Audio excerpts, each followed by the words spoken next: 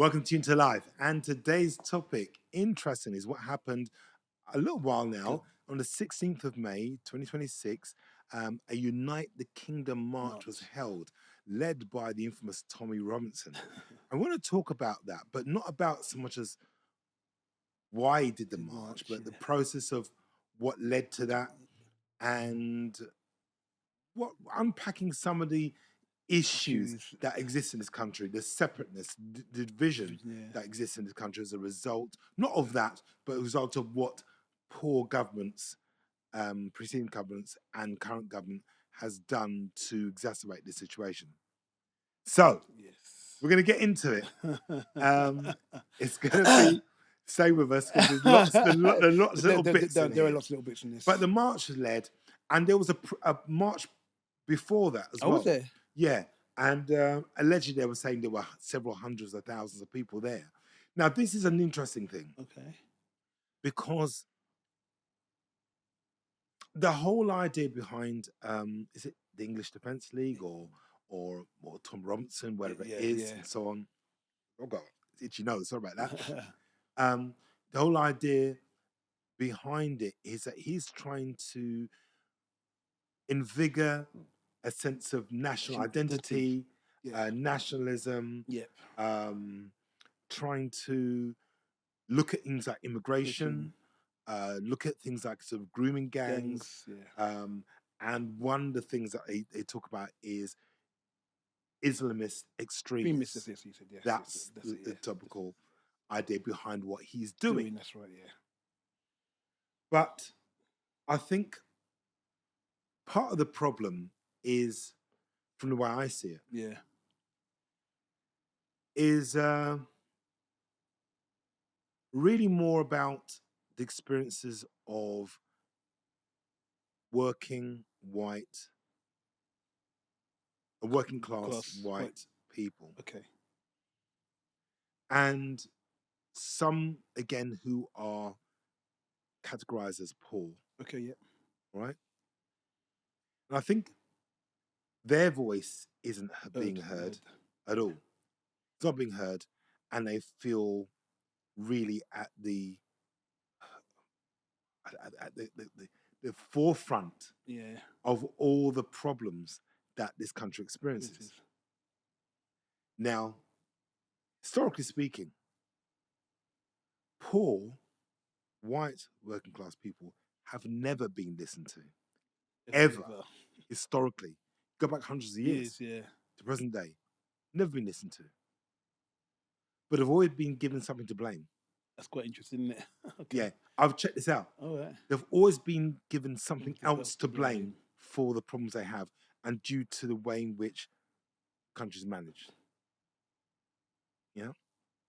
So you can see that this has been festering for some time. Yeah. And it always has been. Yeah. Always has been.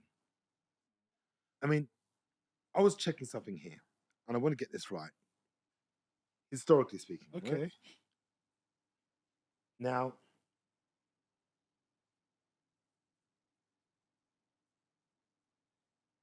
there were African people. Yeah. And descendants living in London during the Tudor period. That's what I've got written here. Okay.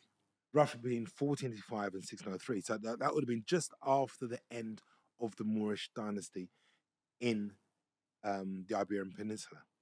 Right. So some would have came here, settled. Some were Moors.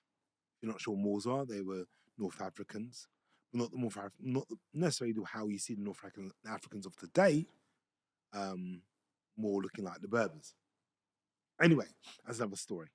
They were living here and had been here for all different reasons. One, through trade with England, Africa, Spain, and Portugal. Some were aristocrats, sailors, craftsmen, merchants, servants, and soldiers. So the whole gambit. Yeah. A lot of trades and okay. Yeah. And some were captured during the conflicts of Spain and Portugal as well. And they were free people. Okay. And not necessarily slaves. Okay, yeah. Right? So they've always been here. Right? Now, there would have been people again around that time or just after in the 15th and 16th century Okay. and going into the 17th century, living in the East End, in Whitechapel, Stepney, Wapping, Limehouse, and the Docks. Wow. Okay. Yeah. Right? And also, when they were living there, many men, they would have married with white people, white okay. women, Yeah, there white were women. Okay. Yeah. settled. Now, those people were moved or orchestrated, directed into areas that were already very poor and would further burden those areas economically, socially, because people moving in there Into the areas. Okay. Right. Okay. that had lack of resources, lack of work, whatever it is. Anyway, so you see that even historically, yeah. You can imagine they've this has been discovered going on. and then that's been coming into our area. Okay. Yeah. I can see that. Yeah. Yeah. And then again, we see that just after the war, That's right. Yeah. right, where there were riots in Nottingham That's right. and other places, people living in deprived areas, kicking off there. Why? Because lack of housing, work, poor economic outcomes for the people living in those areas. So you can see it's repeating. Yeah. repeat itself. It's almost like a formula that kind of seems to work for the elites, so to speak. Okay. So again, 50s and 60s, Windrush era. Yeah, that's right. When people were invited to come. Yeah. Where were they directed to? Areas that needed regeneration or needed money. Into areas where poor people lived. Poor, white, working class people lived. Yeah? No money put in for the infrastructure. To building schools, hospitals, medical centers, anything like that. So the story keeps repeating itself all the time. All the time. And the people in that area having to feel like as though what little they have has been taken away from them. But that's not the fault of the people coming into the area. That's right. That's not the fault of people coming to the area.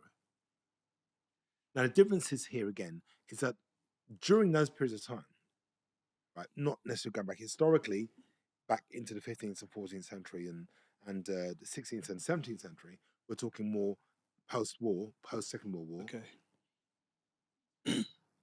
The Windrush generation came in. That's right. And some people from India as well. That's right, yeah. Mainly people of Hindu origin. Their countries were colonized.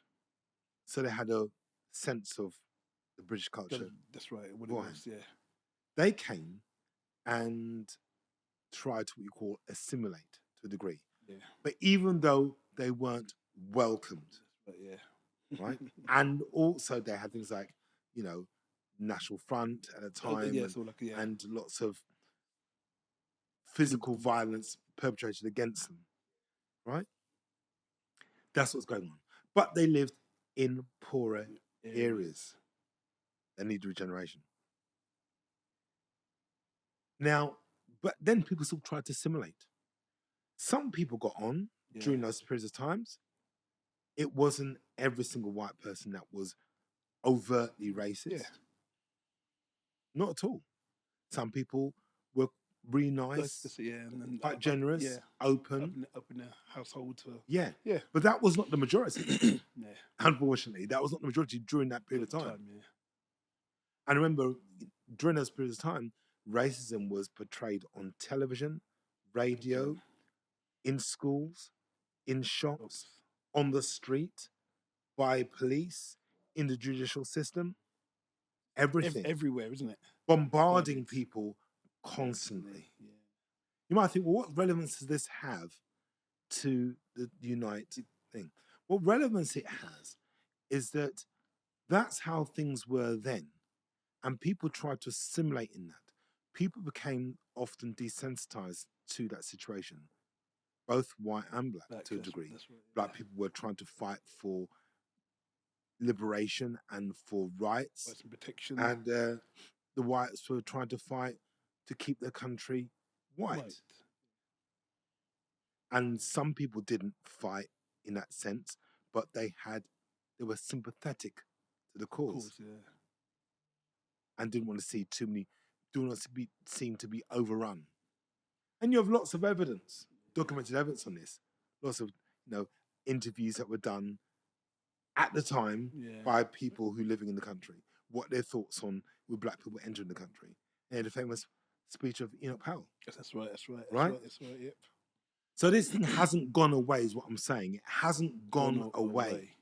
It's been bubbling up under the surface for a long time. And then we saw, the Brexit vote. Now, again, people say, yes, it's too easy to say that all the people that were involved in voting to leave Europe were racist. No. I don't think it's as simple as that. I think, yes, some people would have voted because they see the European Union or whatever as being corrupt and not being in the best interest of the UK. Some people would have voted for that. But a lot voted because they saw a lot of people from Europe coming in, opening up shops, doing this, doing providing cheaper labor, cheaper work, taking up Ubering and taxis and all sorts of stuff, and affecting their way of life. And people didn't like it because that racism was already festering and had been there for a long time.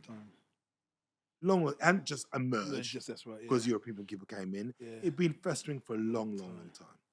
Because remember, to say something that is racist or whatever is an offense.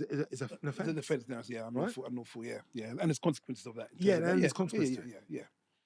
And because of that, it's driven underground. That's right. And it hasn't gone away. Yeah.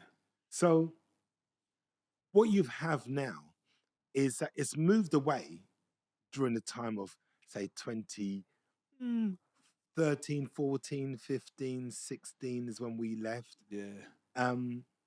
It was festering a lot, but not really focusing on Muslims. Yeah. As the mainstay. Yes, yeah. Mainstay by Nigel Farage and other people were about people coming from Europe. That's right, yeah. And potentially being overrun with open borders. Yeah. If we don't stop this, people coming in from Romania, from Bulgaria, from other countries will be swamped, and we can't cope due to the mass of people coming in. Immigration. So immigration has been a key thing. Always has been in this country. Always has been. Anyway. So moving on from that. Okay. Moving on from that. We've got a situation now where the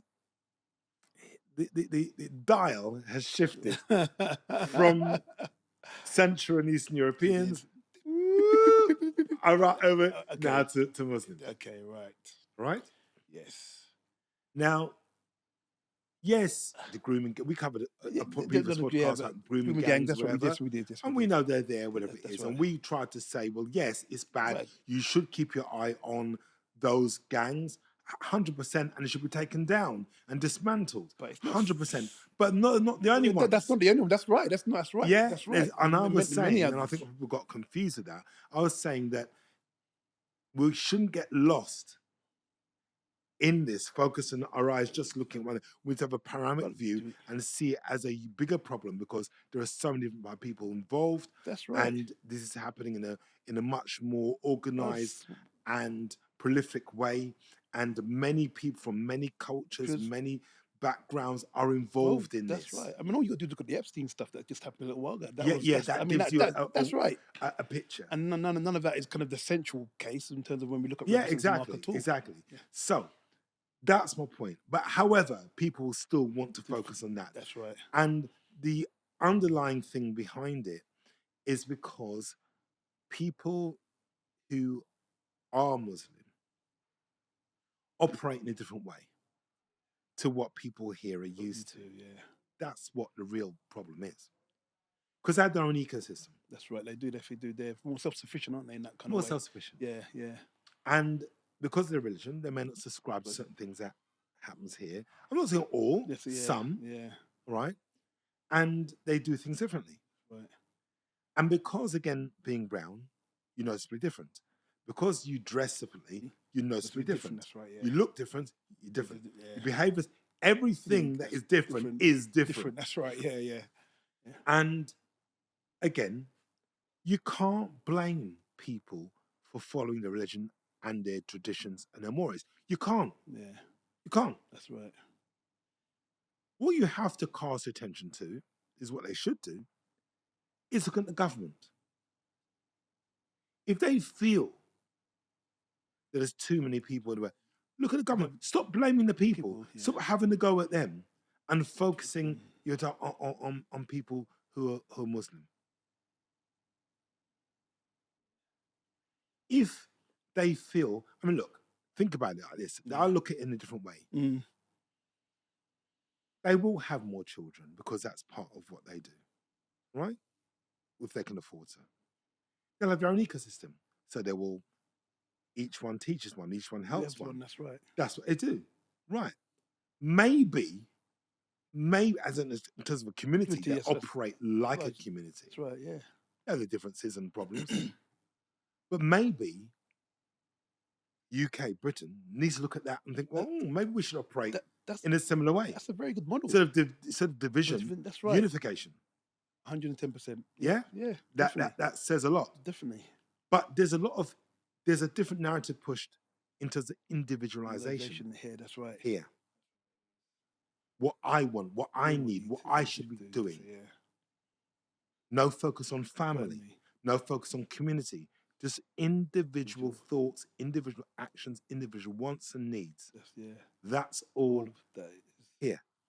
So they operate differently. So what they're noticing is that they're expanding their business, they're expanding their mosques, they're expanding this because people are too individualistic. Now, this Tommy Robinson march, Unite the Kingdom march, is trying to bring this national identity back, whatever it is. And saying things like, we're a Christian country with Christian values. Now, I'm going to stop right there. Just let me begin right there. All right, that's true. Founded on those auspices. That's true.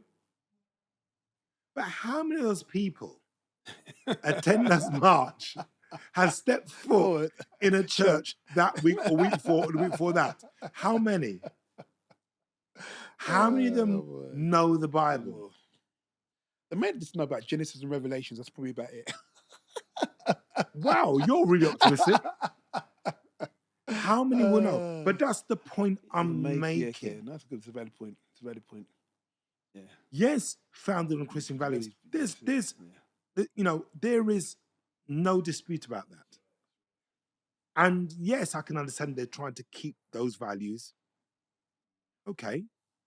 No one's going to take them away from you. That's right, yeah. No one's going to remove it. That's right, that's it.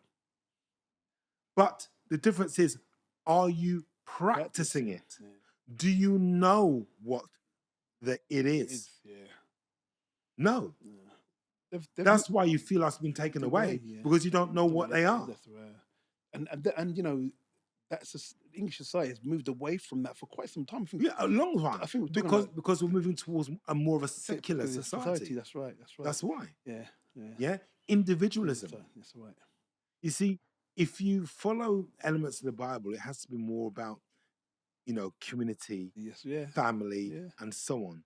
And if you move away from those things, which often is, and I hear in the marches talking about, we want to do things for our children and do this and do that. Yeah, I get it. But it's not just about your children. It's about who you communicate with. It's about everybody, inclusivity. Of course it is, without a doubt. Not exclusivity. That's right. Right? If you want to think about these things. Right. Now, my point is this.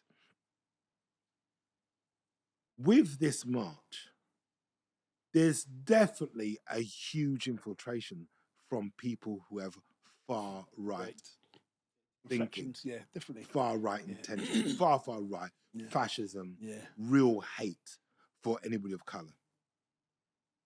Right? That's just the way Yeah. it is. But I don't think they're really that worried about it because it's numbers. Yes, they know. Yeah, I think you're 100% right there. The United Kingdom thing, the Tom Robinson thing, Yeah. they're not really too worried about it because it's just putting up numbers. Yeah. Yeah? Yeah. And there is this sense of we have to fight to save our country. And I don't see why that is. Yeah. Because let's take a step back. Like I said, it's poor government policy, Yeah. poor government town planning, local government town planning. Now, let me give you this point. If you live in a town or village, say a town, right? A large town over here. And a town is going to be quintessentially British, English, right? You get it. Now, you want to open a shop or something in that town. You have to apply for permission to open up and see what the town planning says, whether you get agreement to do. That's right. Open up a chicken shop or open up a clothes shop or open up a barber's or open up whatever. Yeah, you got to get some sort of agreement as well. And that can be refused. That's right. Because they'll say either it doesn't fit in with the town. So what they want to paint, the picture they want. With the cultural needs of the town or this or that, whatever it is. There are lots of things I'm sure they make their decisions on. Yeah. If you wanted to put in a building in the middle of the town, like I don't know, like a shoe or something, a building that looks like a shoe, they're probably going to refuse you because they say it doesn't fit in with the general flow and feel of the town. That's right, yeah. Right, they take those into consideration. Okay, right. So, my point is this. If you are in a town, right, and then the people in the town planners allow for an inordinate amount of types of shops to be open there, which doesn't reflect the majority community. And who's at fault? There's a fault there. Right. Not the people that want to open it. Shops, that's right. Why blame them? That's right. Because that's what you're going to do. If there's an opportunity. So my point is, I think the blame and argument or the upset should not be with people who are Muslim, who are just doing what they're doing. Not at all. Not at all. Focus on your local government. Why are they why are they doing what they're doing? Make them accountable. They are accountable. Ask them to answer certain questions. That's right. Do it in a civilized way where that's not threatening. Because what's happening, this is one point. What's happening is this. See, reformers are saying things like, there are 2 people here illegally, we've got the boats coming in. Now, hold on. They can stop that from happening. Governments can stop that from happening. Yes, I know it's quite complicated, but they can stop it from happening. Certainly, they could do stuff like this. If there are people coming in illegally on the boats, right, they could, because they don't know where they're coming from. Unfortunately, media always shows men, all men. I don't know whether that's true or not, whether it is just all men coming in. I don't know. But they always show all men coming in. Hold on. So you've got men of a certain age group, quite young, coming in. That would raise, for me, as a security issue, raise alarm bells. I would be really, really concerned, personally, if I were in security or dealing with Ministry of Defense, whatever it is. I'd be concerned about who's coming in. We don't know anything about them. That's right, Right? So what I would personally do, I would build I would have like warehouses. Okay. Right? Somewhere. Well, in UK or maybe offshore in UK, wherever it is. Okay. Where politicians, I hope you're listening now. It will be guarded. Yeah. And there'd be beds there, they can live, and they would have, sort of breakfast, Basic not a la food. carte food Okay, like we've okay. seen in the hotels, which I Yeah. think went too far. That was like crazy. But they would have like, Yeah, basic basic food, basic nutrition food and to stuff. eat, whatever. And while they're being processed, Yeah. Okay. yeah, because sometimes you do see some guys there, oh, I'm 15 years old, I'm 12, Bearded and just like, yeah, and you're like, come on, nah, that's not the come on, case. Yeah, no, yeah. I hear that. So you don't know where they're coming from. Yeah. That yes, there are going to be people. Yes, there are going to be people who come from war-torn Yeah. countries, escaping all sorts of horrendous things. Yes, that should be addressed also. But in amongst that, Yeah. there are going to be people who may have escaped prison, Right. And you need to do maybe those, murderers, yeah, you need some clearance checks in it, really, to make and sure. may have diseases, certain Yeah. diseases. So you have to check these things out. That's right. You can't just say, there's a bag of apples here, they're all good. There you go, and eat them all. You have to check out, because they're going to be good ones, And yeah, of course. Yeah. and there'll be the bad ones, and ones where you don't know at all. That's right. That's Mixed right. bag of fruit. That's You don't right. know.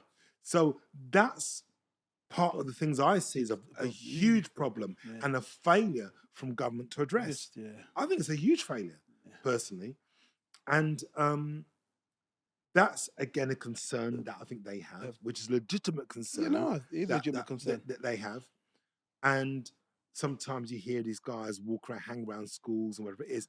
Legitimate concern again. Of course it is. All right? Yes. So, but that is a fault of the government. Yes, yeah. Now, hold on. Let's think about this now. Taking it back again. You have the far right in that group. Yeah. Now, I'm not saying that everybody on that march or everybody involved with them are far right nationalists. No. I'm not saying that. I'm saying some people are concerned about the country and some people would like to see some change and whatever it is. I get it. Yeah. I get it. Personally, I get it. But there is a huge influence. That's right. People far right who get involved, who just don't want to see anybody here. That's right. No. Right? That's right. Now, what's happening, I think, to a degree, is that Reform recognizes this and is looking to, sort of ride that wave like surf, so that they can galvanize and get more popularity. So bridging the gap between the people on the far right and the people who want to see change the country, whatever it is. And that's why they're making the types of inroads out. So saying things like, we're going to ban indefinite leave to remain. Wow, okay. Just blanket banning. Yes, yeah. Which to me is stupid. It's stupid. The argument is there are going to be, 400,000 people that are going to get indefinite leave to become a citizen in 5 years' time. And I thought, well, hold on. This is a simple thing. And no one's questioning him. No one in the media is questioning properly because, I don't know. If you want to stop people, those people that came in illegally from having indefinite leave to remain, all you do is say, right, those people that came in illegally, that applied for indefinite leave to remain, we're going to review those applications. We're going to review those applications. That's all you've got to do. Why are you now putting one blanket statement over people that came here legitimately? Madness, isn't it? People that came here legitimately, right? Maybe they didn't come because they were war-torn. They didn't come from a war-torn country, sorry. They didn't come on a boat. They sort of came here working hard too.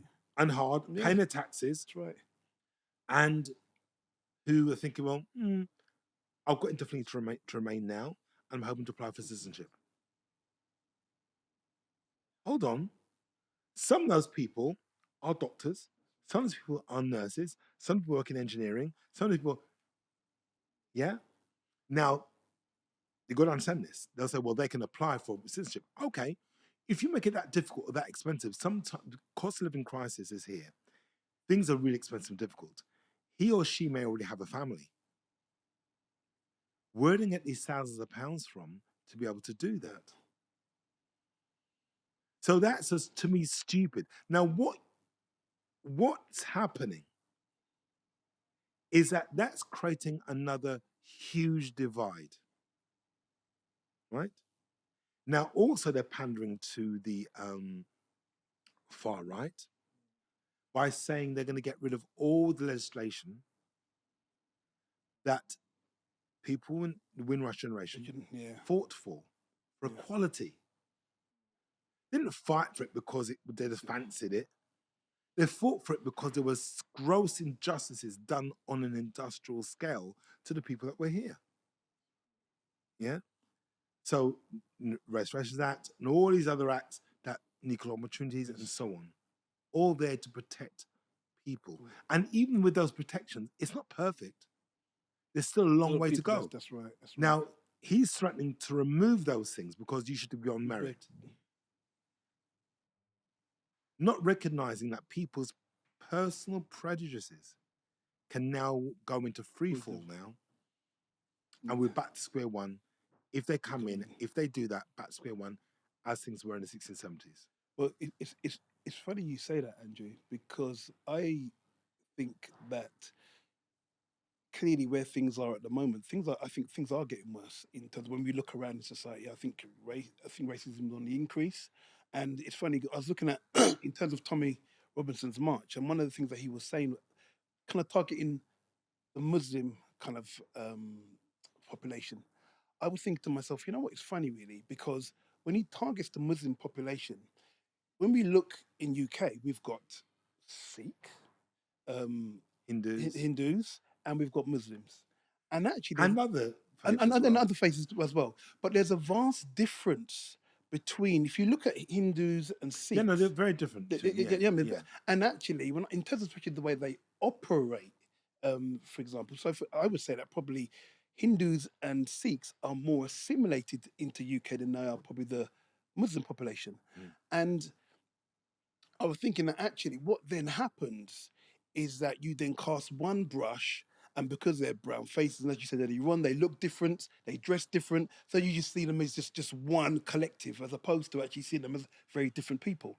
And the thing about it is actually... Well, that's a far right. That's what I'm saying. That's far right ideology. That's right. It's not really discerning anything different about anybody. It's saying, like, you look different, all of you want you out. I mean, you hear some people who are sympathetic to Tommy Robinson's march, saying things like, if they were in power, they'd remove everybody, all the celebrities, all the black celebrities, anybody that's black, anyone that's different, just out. Crazy.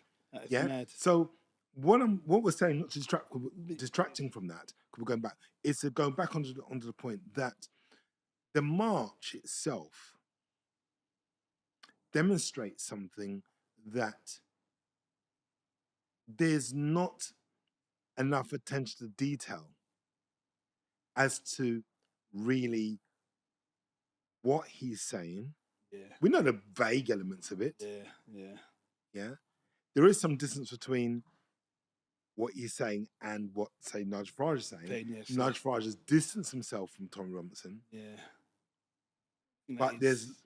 Because I think that there is a lot of potential political angst against Tom Robinson, because he's been painted as a far-right thug fascist by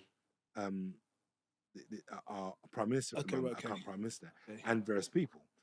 And obviously Nigel Farage doesn't want to get tainted with that. However, literally saying the same thing. I know, definitely. In a slightly different way. Yeah, no, definitely, most definitely, But my point is, at the end of it, the outcome is this, we see all these different things playing out. We see that there is so much division in this country, not just because of Brexit, but that is still a big issue.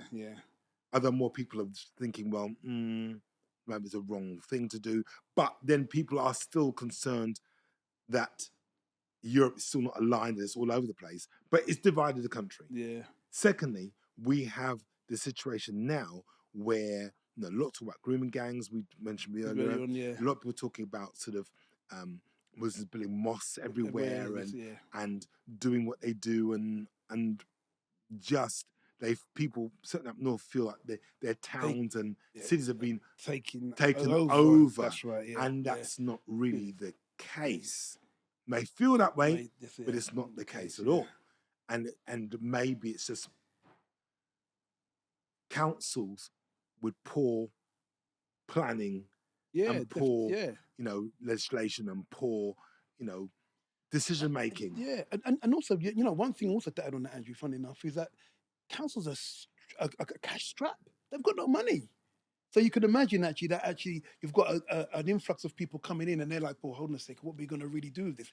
We just flood them in the areas that are kind of Well, no, that's yeah, that's going back over we've done. yeah, But but the point is that it's bad decision making yeah, yeah, by the local authority yeah, and by governments yeah, is what they're doing in terms of handling the boats. Really poor, but all the governments, yeah, Conservatives weren't any different, That's right. That's right. Labour's Yeah, no different. That's right. Yeah, Why aren't they managing to deal with this? And this is fomenting a huge problem. yeah, Now, hold on, let's look at this. Now, having said all that I've said, and what I've said, just to recapping so people are really clear about what I'm saying, from my perspective, just an opinion, is that you can't blame people who've come here, not about the illegal ones, talk about legally, not illegal. Illegal ones should be dealt with in a certain way, but people who've come here, Muslims, who are working hard to develop themselves, and they have a community base. right. They work together. What holds them together, what cements them together, is their religion Yeah, and the practice of that religion in terms of how they work together. yeah, And if they go into a town and they buy things and shops, whatever, well, that's what they're doing. that's right. Yeah, You can't blame them if it's changing the narrative or the way in which the town looks. yeah. Look to argue at Yeah, your local Council, council, that's right. not the people doing it. That's right. So that's my point. But I think all of this is for distraction. I think all of this is for distraction. I think personally that this is somehow because you'd have to think that people in these positions of power are not very clever and know that would cause upset. And I don't think they're stupid. They know it's causing upset, but they're allowing this or making this happen. And I think part of it is this, right? I watched a podcast, as I said earlier, Yeah, yesterday, and it made me think about this a little more clearly. And in that podcast, there's a chap who said he's at the cutting edge of AI technology. He knows a lot. He would like to consider himself knowing a lot about it. He's in the industry, but he went to a conference or a seminar that they were talking about things that he said made his jaw drop, yeah, and that they have experimental systems in place that are being piloted now in companies that are AI powered that have enabled those companies to experience their profits increase by 100%. wow. And he says, Good, and that goodbye to the workforce. is, and what you saw is going to come out in the next 6 months. Wow. So when we talk about 2027 or 2028, Yeah, the whole landscape about how we work is very different. Also, they've just introduced in the King's Speech digital IDs, right? yeah. I see they're still trying to push that through, aren't they? Yeah. So Yeah. the distraction is Yeah, quite obviously is we're moving to a digital world where we're going to be fully controlled. That's what it is. That's what it is. And so we are now, because what we should be marching about is not necessarily just about immigration, yeah, changing towns. We should be marching about our jobs, yeah, livelihoods, yeah. our ability to be to self-determination, There, so yeah. and our current way of life, protecting that. Because this thing is moving so fast, Yeah. you will not have any time to react to it. Because literally, I think within months, people are going to be waking up to letters saying you're made redundant. Wow. It's going to happen. And it's you know what? As you're saying that, it's funny actually. 'Cause I'm thinking to myself, you know what? if you think about it, it's going to be those communities that are actually very self-sufficient that actually work together. Maybe. Okay, all right. Let me Okay, tell you why. okay. Because, let me give an example. Elon Musk came out and said that he has got to the 3rd generation of Optimus Prime now. And he says that's going to be the most sophisticated and sophisticated and most technologically advanced robot in the world. Okay, right. He said, at least I hope so. Not unless someone's currently doing something right There was now, something- yeah, but yeah. it will be. Okay. So he's on number 3 Three. now. Now, he's saying in not too long from now, in maybe a year, months, they're going to be building 1 billion robots a year. So let me put this really clearly. Yeah, yeah, This is, I've always said this is going to be a race. yeah. First From past the post. Yeah, There's nothing governments can do about this. yeah. There's nothing governments can do about it. this. Yeah, you know, actually, something's come to my head. I had a conversation with my brother. And he was saying to me that China, and I know obviously we're talking about UK, but he said to me that China had made some guarantees that obviously, and you know they're very advanced in terms of robots and that kind of stuff, that they were looking to ensure that their workforce stayed in play. Hold on. Yeah. I hear you. Yeah. But look, Go on, yeah, go on. as a hold of, Okay. that's a dictatorship. Okay. Yeah, culturally, yeah. Maybe we could say we're in it. I don't know, but that's different. Okay. Hey, Okay. we live in a global economy, Yeah. a capitalist global economy. Governments are going to have very little control over what's going to happen. Because as big organizations, Tech organization, yeah, they're going to be. like I said, an organization says, right, they've got 5,000 people in their organization. Yeah. There's another company that's got 5,000 people. That guy has got rid of 2,000 people and replaced it with AI and seen their profits treble, quadruple, multiply.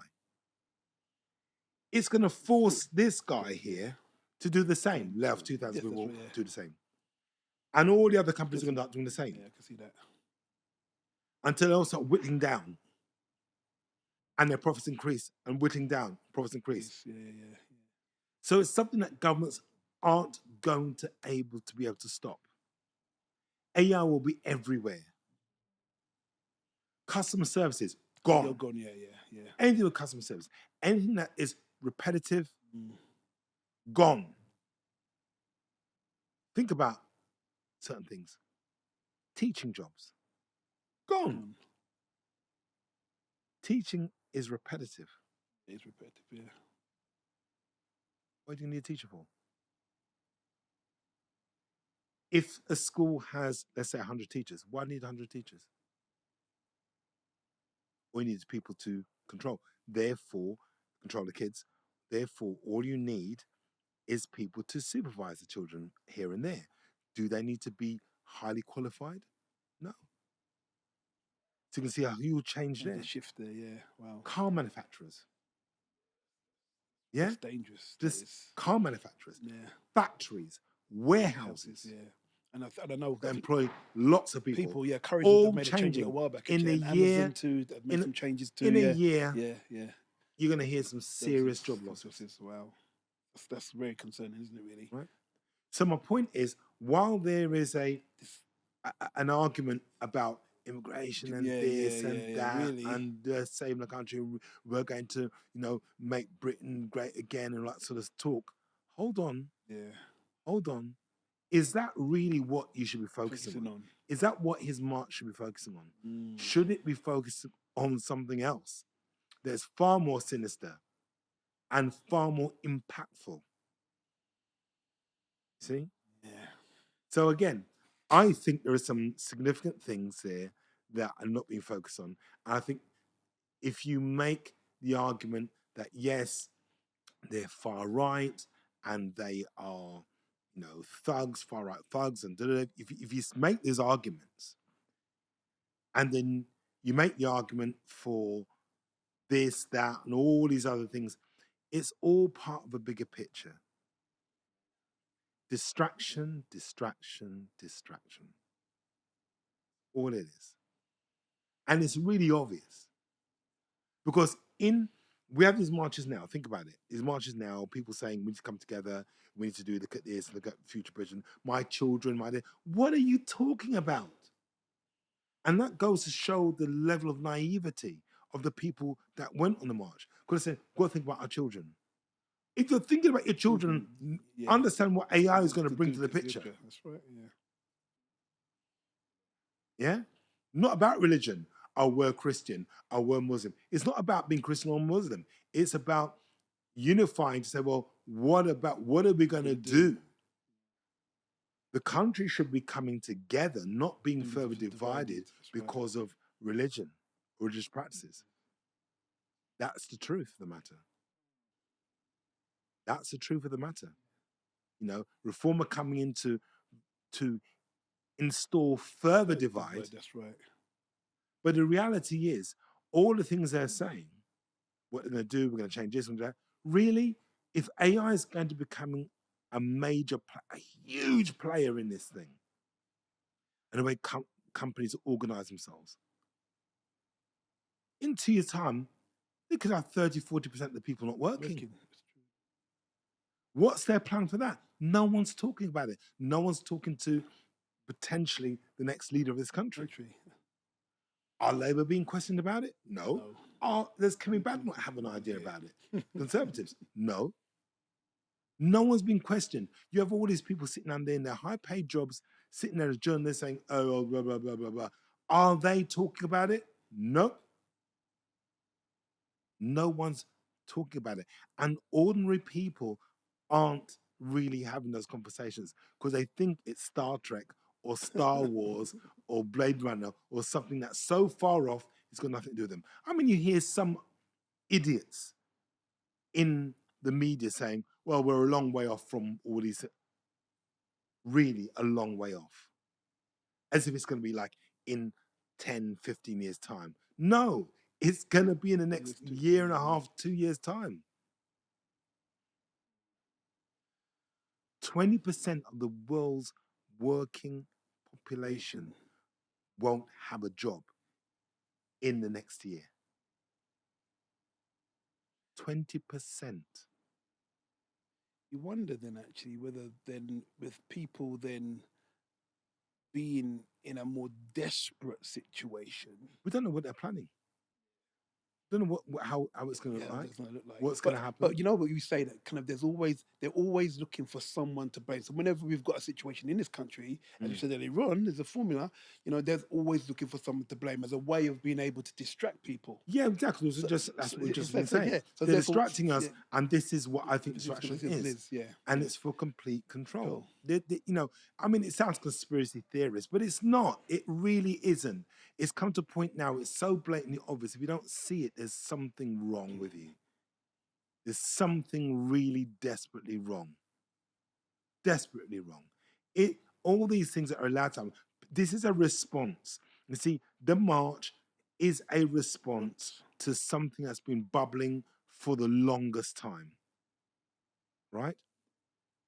Bubbling for the longest time. But then they stoke it by allowing certain things to happen. Bad judgments calls, not really working out. For example, people coming on boats and they just chuck them in hotels. There's no thinking behind that. That's right. In terms of how to address the issue. Realistically, you would think to yourself, well, hold on, the government should be saying, well, no, we don't know who they are, but this is what we need to do in order to find out a bit more about them or help them simulate the situation. No, none of that's happening. And that's not by mistake, in my view. That's not just random. That's not just because they're being a bit stupid. That's just exacerbating a problem. And then, so people become concerned about that immigration, cost of living, everything else. And then digital IDs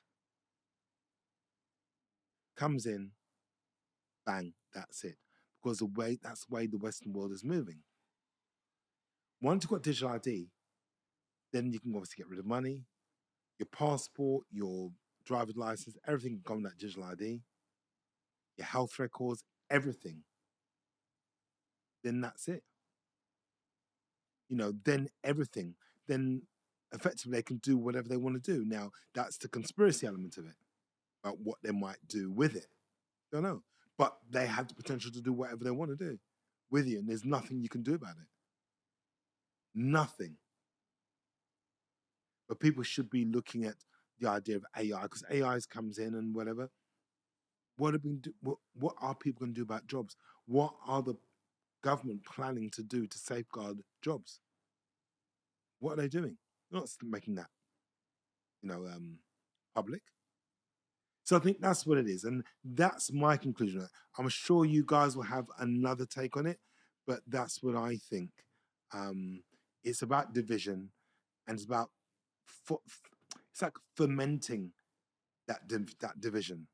That's what I think it is, and it's about people responding to